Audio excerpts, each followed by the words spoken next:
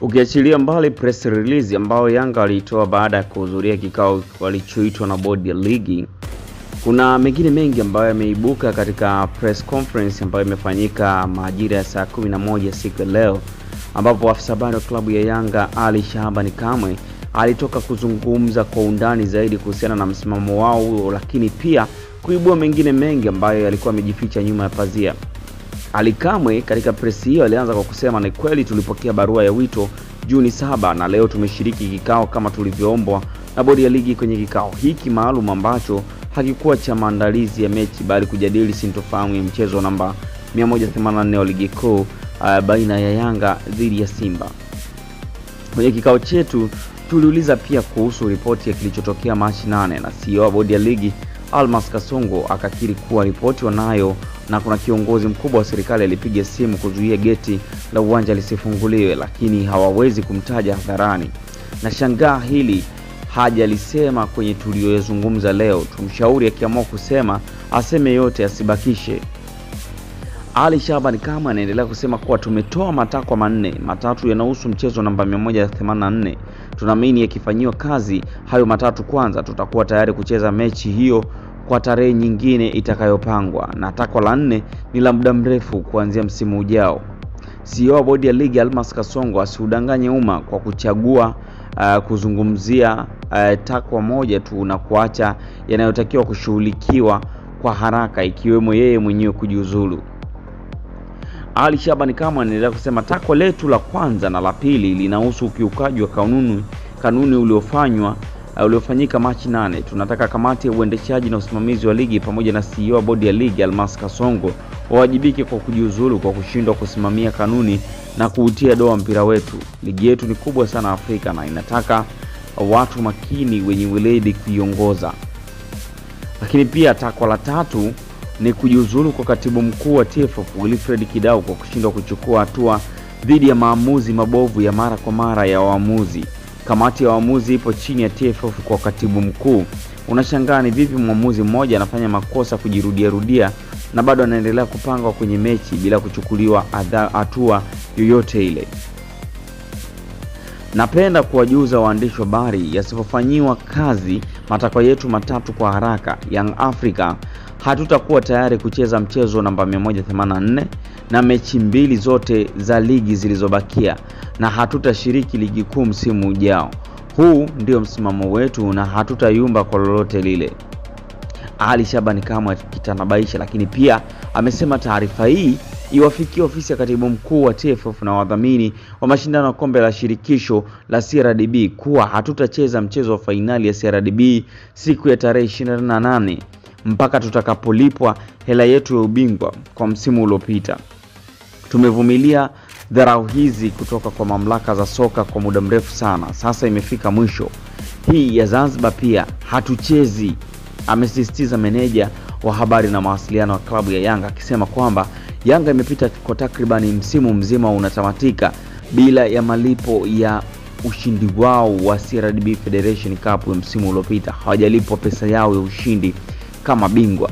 Lakini pia amesema kama wanafikiri tunatania waendelee kupuuza. Katika hili klabu ya Yanga tuko serious zaidi wanavyozania na tuko tayari kwa lolote litakalotokea.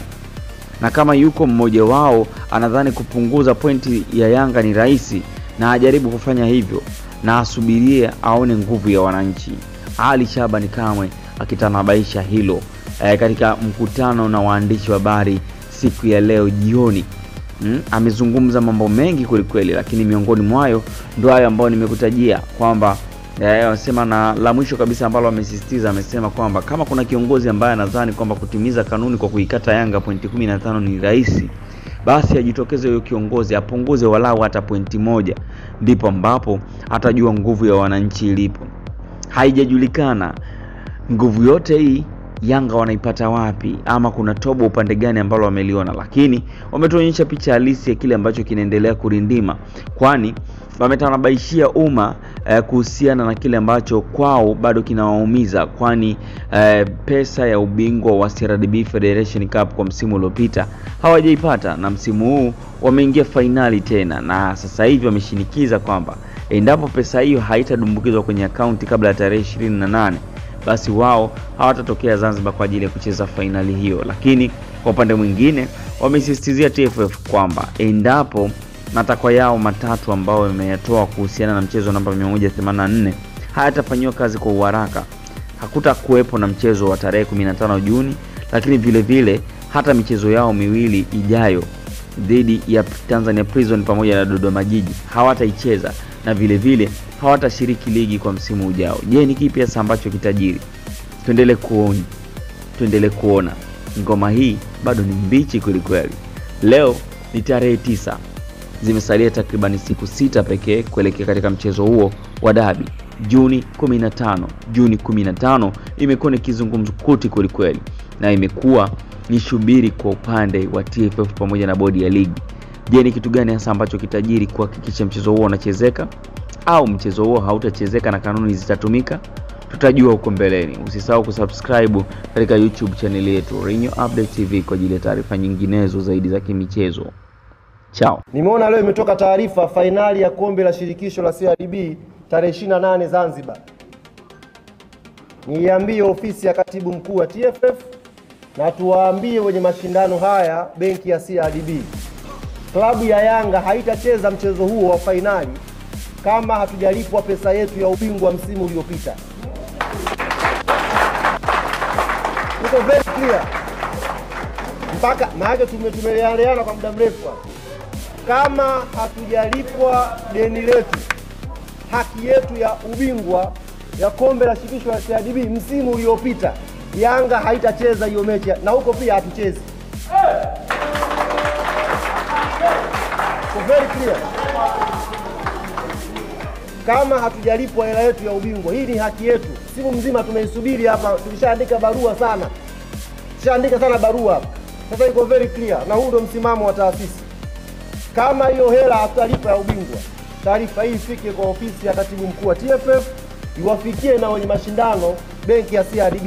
Yanga hawatakuja Zanzibar kucheza mechi mpaka hela imeingia kwenye akaunti. Zaidi ya hapo hakuna maelezo mengine.